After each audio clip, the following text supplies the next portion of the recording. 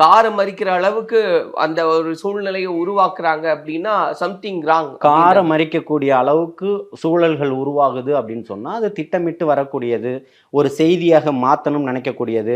காரை மறிச்சவங்களும் தர்ணா போராட்டம் நடத்தினவங்களும் கடைசியில பத்திரிகையாளர்கள் சந்திச்சுட்டு வெளியில வரும்போது என்ன பேட்டி கொடுத்துட்டு வந்தாங்க?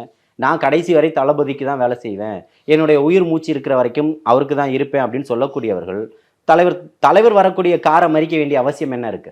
அது திட்டமிட்டு இல்ல ஒரு ஆதங்கம் இருக்கும் இல்லையா சார்? நீங்க என்ன யாருக்கிட்ட முறையிடணும்? உங்களுடைய ஆதங்கத்தை யாருக்கிட்ட முறையிடணும்? கட்சிக்குள்ள முறையிடணும். கட்சிக்குள்ள முறையிட்டீங்களா? நீங்க பண்றது கட்சிக்கு தெரியாம இருக்கா? உங்களுக்கு ஒரு பொறுப்பு கொடுத்துருக்காங்க, உங்களுக்கு ஒரு பொறுப்பு கொடுத்து நீங்க இருங்கன்னு உங்களுக்கு சொல்லும் போது அதை நான் வந்து இப்போ எனக்கு என்ன அங்கீகாரம்னு எனக்கு தெரியும், அப்படிதானே? இப்போ வரக்கூடியவர்கள் போய் அவர் தலைவர் முன்னாடி நின்று ஒரு ஃபோட்டோ எடுத்துக்கிட்டாங்கன்றதுக்காக நான் கோவப்பட்டு எனக்கு வந்து ஃபோட்டோ தரலன்னு சொன்னால் அது வந்து அர்த்தமாயிடுமா? இல்லை. என்ன தலைவர் அவர்கள் பார்க்கக்கூடிய இடமெல்லாம் பார்க்குறாரு, பேசுகிறாரு. இதுதான் மிகப்பெரிய அங்கீகாரம். பொதுச் செயலாளர் அவர்கள் நாள்தோறும் நான் போகிறேன், சந்திக்கிறேன், பேசுகிறேன், நேற்று வரைக்கும் போகிறேன், வீட்டுக்கு போகிறேன், சந்திக்கிறேன், பேசுகிறேன், அதுக்கு முந்தின நாள் போகிறேன், அதுக்கு முந்தின நாள் போகிறேன், தொடர்ச்சியாக இப்போ ஒரு வாரமாக போய்கிட்டு தான் இருக்கிறேன். இன்னைக்கு தான் போகலை. அப்போ போகும்போதெல்லாம் நீங்கள் எந்த இடத்துல, அதாவது கல்வி விருது விழா நடக்குதா, அவங்களுக்கு அவங்க கூட வரவங்களுக்கு அனுமதி கொடுக்கப்படுது. அவங்க நிராகரிக்கக்கூடியவர்களாக இருந்தால் பொதுக்குழு ஒன்று நடக்குது, எப்படி வரக்கூடிய எல்லாத்துலேயுமே அவங்க அங்கீகரிக்கப்படுறாங்க, உள்ள வரப்படுறாங்க.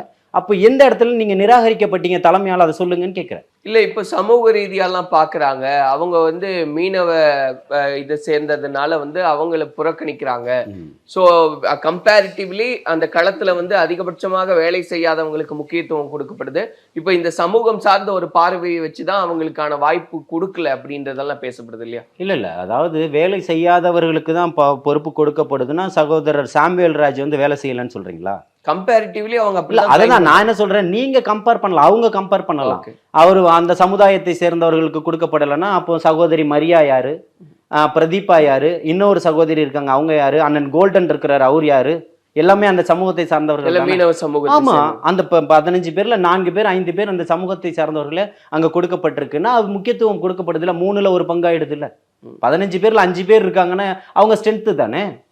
அப்போ யாரையுமே அங்கே நிராகரிக்க இல்லைல்ல. இந்த போன்ற ஒரு செய்திகளை தான் கட்டமைக்குது. அதாவது இது வரைக்கும் தமிழக வெற்றி கழகத்தினுடைய அலுவலகத்தினுடைய வாசலுக்கு வராத மீடியா 3 யூனிட்டுகளை போடப்படுது. ஏன்றதான் இங்க பேசும் பொருளாக மாறுது. பின்னாடி வேற கட்சி இயக்குதுன்னு நினைக்கிறீங்களா? இருக்கலாம். நீங்க வராதவர் வந்திருக்கிறாருன்னா எனக்கு அந்த சந்தேகம் வரும் இல்லையா? புரியுதுங்களா? அதாவது சகோதரி முன்வைக்கக்கூடிய கருத்துக்கள் இப்பவும் சொல்றேன், உங்களுடைய வேலைகள் தொடர்ச்சியாக நல்லதாவோ கெட்டதாவோ யார் எது செய்தாலும் அது தலைமைக்கு நிச்சயமாக தெரியும். ஏன்னா எல்லாமே இன்னைக்கு ஊடகங்கள் இன்னைக்கு பதிவு செஞ்சுக்கிட்டு இருக்கு. எதையுமே மறைச்சு கொண்டு போயிட முடியாது. நீங்கள் ஏதோ ஒரு குக்கிராமத்தில் நீங்கள் வேலை செஞ்சால் கூட அது நீங்கள் நேரடியாக தலைமைக்கு வந்துக்கிட்டு இருக்கு. நான் செய்யக்கூடிய வேலைகள் எல்லாம் மீடியாக்களில் பேசக்கூடியதெல்லாம் டெய்லியுமே எடுத்து தலைவர் தளபதி அவருடைய நம்பர் என்கிட்ட கொடுத்து நான் அனுப்பி வச்சுக்கிட்டா பார்த்துக்கிட்டு இருக்கிறாரு. இல்லை, இன்னைக்கு ஊடகங்கள் அந்த மாதிரி அவ்வளோ வேகமாக போய்கிட்டு இருக்கு. இன்னைக்கு மெயின் ஸ்ட்ரீம் மீடியான்னு சொல்லக்கூடியதை விட மிஞ்சிருச்சு இன்னைக்கு யூடியூப் சேனல்கள் எல்லாமே. உடனுக்குடனே செய்திகளை கொண்டு போய் சேர்த்துக்கிட்டு இருக்கு. இன்னைக்கு அந்த செய்திகள் ஒரு பக்கம் அடுத்த நிமிஷம் ஒரு அரை மணி நேரத்தில் அந்த செய்திகள் போயிட்டாலும் இந்த மாதிரி யூடியூப் மீடியாக்களில் போடக்கூடிய செய்திகள் ஒரு வாரம் 1 மாதம் ஆனாலும் அதில் தான் இருக்குது.